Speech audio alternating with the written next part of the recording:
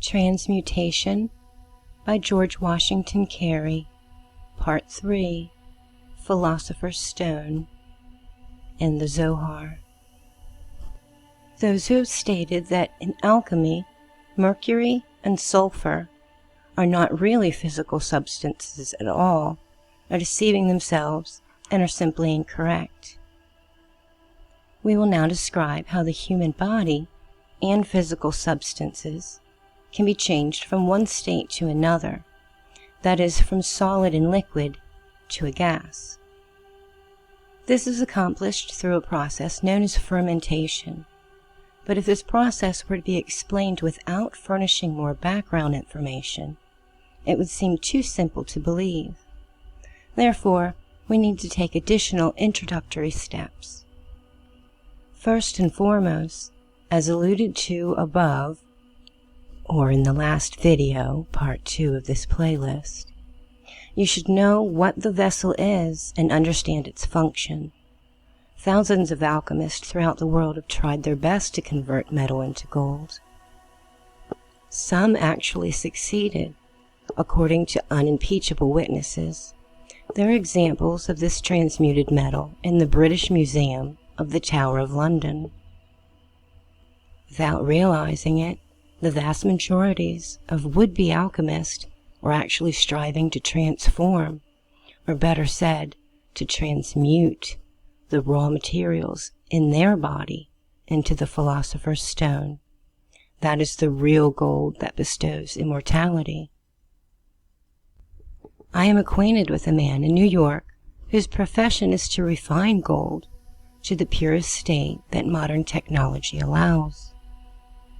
He believes completely in the possibility of transmuting base metal into gold, even though at the same time he understands intellectually that the real Philosopher's Stone resides in the human body.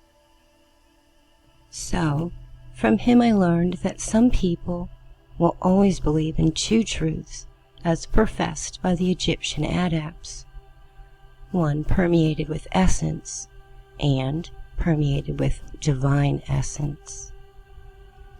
This is the very thing that the Bible declares to be a gift of God, which is to be revealed when the mystery shall be solved.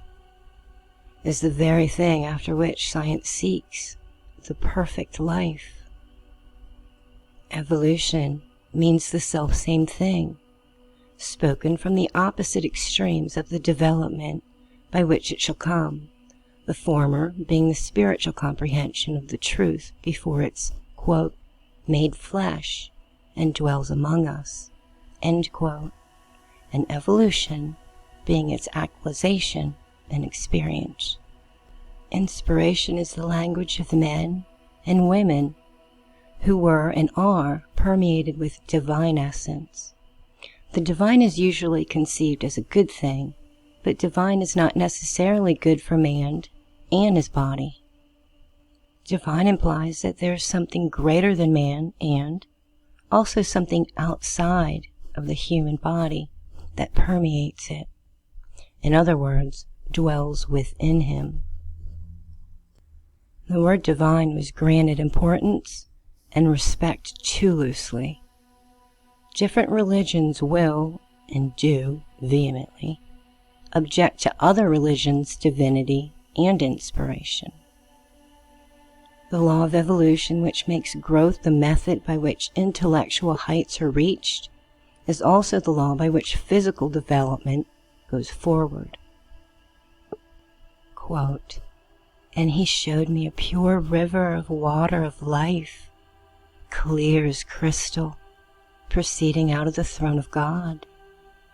In the midst of it, on either side of the river, was there a tree of life, which bore 12 manner of fruits, and yielded the fruit every month, and the leaves of the tree were for the healing of nations." End quote. Revelation 22, verses 1 and 2. We need to understand that the Bible explains the functions of the chemistry of the human body, the biology of the human body, the electromagnetic and electronic energies of the physical body. 4. Various frequencies produced by the body and those frequencies that affect the body. 5. Fermentation and condensation in the physical body. 6. The effect of fermentation and condensation on the physical body and mental body. 7. The viruses and bacteria that are dwelling in the physical body. 8. The result, the automatic building of a new body. And 9. The work is to achieve immortality. Don't be deceived by writers who have wrongly interpreted the Bible. Instead, always look for connections to the 9 functions listed above. Ask yourself what a story represents. What words are used in that story that might refer to one of those 9 functions? Remember, the 9 functions are physical functions of the physical body, and none of them are spiritual. What words were available to the ancient scholars? For example, the patriarchs Abraham, Isaac, and Jacob, that described electromagnetic energy, oxygen, nitrogen, carbon, or hydrogen. You shall see that energy appears in the physical body, negative, positive, and grounded energy, just as it does in a regular electrical outlet. According to the Jewish Zohar, a Jewish rabbi, Akiva, said, quote, "Those who follow the Bible literally are fools," end quote. In the New Testament, Jesus spoke to the multitude in parables, but only to his closest friends did he reveal the secrets. End of Part 3, Transmutation by George Washington Carey. Watch the playlist for Part 4, where we speak about the Zohar, the Talmud, the Torah, and the Bible, and all of their connections. Please give the video a thumbs up, share on your own social media. If you haven't already, click the subscribe button, and make sure that you click the bell for all new notifications. Love yourselves and love each other unconditionally.